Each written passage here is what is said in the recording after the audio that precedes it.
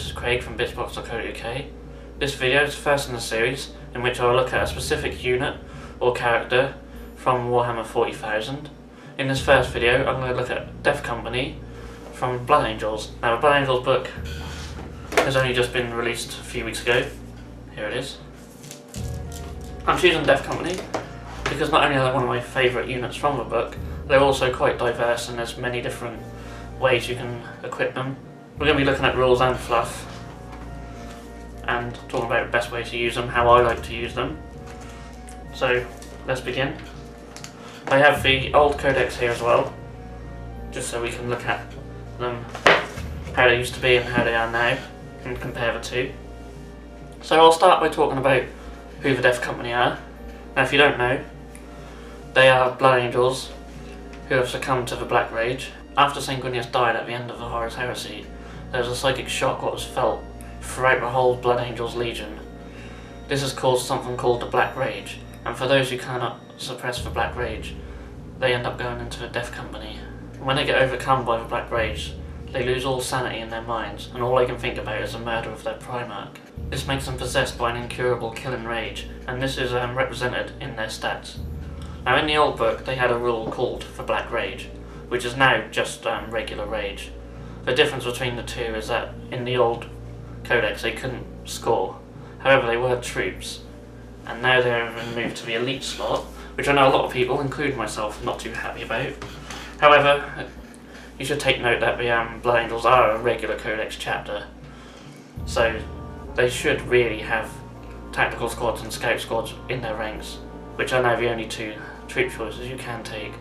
So of course before you had assault squads and Death Company, and we saw a lot of armies who took assault squads and Death Company as troops. But now in the elite section, you may not see as many of them as you used to, but I certainly think you'll still see them on the battlefield, as they are a really good unit. So they haven't really changed a great deal between the last codex and the new one. They have lost a weapon skill point. They used to be weapon skill 5, they're now weapon skill 4. They're exactly the same points. However, if you want to give them a jump pack, it's now only 3 points a model, compared to 15, which it was in the last book, which is quite big. That's quite a point drop there. So I'll go through their stats and war gear and special rules. They have a regular Space Marine stat, except they have 2 attacks. You can't upgrade any to a sergeant or nothing like that, they're all just regular Marines. They have power armor, bolt pistol, chainsword, and frag and crack grenades.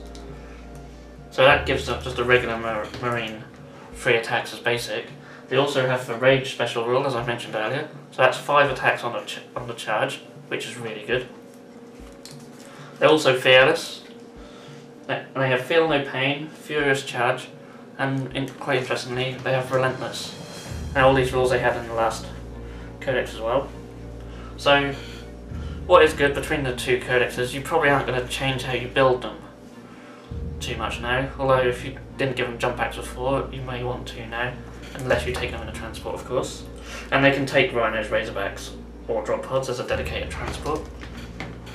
I personally prefer to give them jump packs, especially now that points have decreased. And just a regular Marine with a jump pack, it's only 23 points, 5 attacks on charge as I said before, it's pretty decent. But you may also give them a few upgrades. So any model can replace a bolt pistol with a bolt gun, which is not something you may want to do. However, you can also give any of them a power weapon, a power fist or thunder hammer. And what I like to do is if I give them a power fist, I like to give them a bolt gun instead of a bolt pistol, because as I said before, they're relentless. So you might as well have the extra range and the extra shots, because you're not going to get the extra attack for having the power fist. It could be wise to put in a couple of power weapons too. They also can take hand flamers, inferno pistols or plasma pistols. Now in the last codex, that was 1 in every 5 models could do this. However, you could have squads of 30 in the last book, and now you can only have squads of up to 15. You also have a minimum squad of 3 in the last codex, and now that has to be 5. But, as I said, now any of them can have a hand flamer, inferno pistol or plasma pistol instead of 1 in 5. I wouldn't give these options to all of them. although if you scattered 1 or 2 in there, I think that would be quite good. I personally, I'd actually take a squad of 10. There's a lot of points if you give them all jump packs and a few upgrades, but I think they are worth it. You could throw someone like Astaroth the Grim in there. Here, I'll just have a look at now. If I can find him. There is Astaroth. He has a special rule that if he's with a unit of Death Company and they charge into combat, they can re-roll fail to wound rolls as long as they don't do a disordered charge. So that makes them quite good. Astaroth himself was 165 points, but I'm not going to go into too much detail on him because obviously this video is just about the Death Company. You could put a Sanguinary Priest in there as well, give him the weapon skill bonus. Of course they already have Feel No Pain, so personally I'll put a Sanguinary Priest in with another unit such as Sanguinary Guard. But it wouldn't be the worst idea in the world to do this. Of course giving them jump packs means they can move 12 inches, so they'll be very fast, get into combat quite quickly. You may lose some to shooting, that's inevitable. You know, even Space Marines are not too difficult to kill, even with Feel No Pain. But it does make them a little bit more survivable than regular assault squads, and of course they have so many attacks when they charge in. I mean, you really want to get the charge off for these guys. That's where they're going to be most effective. If you don't, you could be in trouble. However, you know, 3 attacks basic, not too bad. Regular Marine stat line.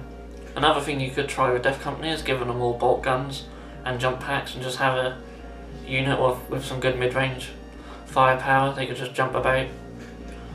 It's not something I would do myself, but it could be quite interesting.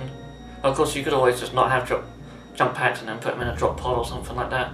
You could give them all Inferno pistols and just drop in and get close to something and just pop some tanks. Or you could give them all hand flamers and drop in behind like a horde army and just flame them. Personally, if I want to do drop pod stuff in Blood Angel's army, I'd probably choose assault squads without jump packs, as they can take 2 special weapons and you can just have a small 5-man squad just to sort of jump in and suicide. But you can still do it with Death Company. They're very diverse, there's a lot you can do with them. They're pretty good, they're definitely my favourite unit in the book. And of course you also have the Death Company Dreadnought, if you really want to take that. Although I still prefer the Furioso myself. So that's the Death Company. Just a quick little video just looking at them. If you'd like to see more videos like this on like any other units, leave a comment below. If you like to take Death Company and there's any combos that you like to do, any specific equipment you like to give them, please leave a comment below. It'll be really interesting to hear your thoughts on them. So I hope you enjoyed this little chat about the Death Company, and I shall see you in the next video.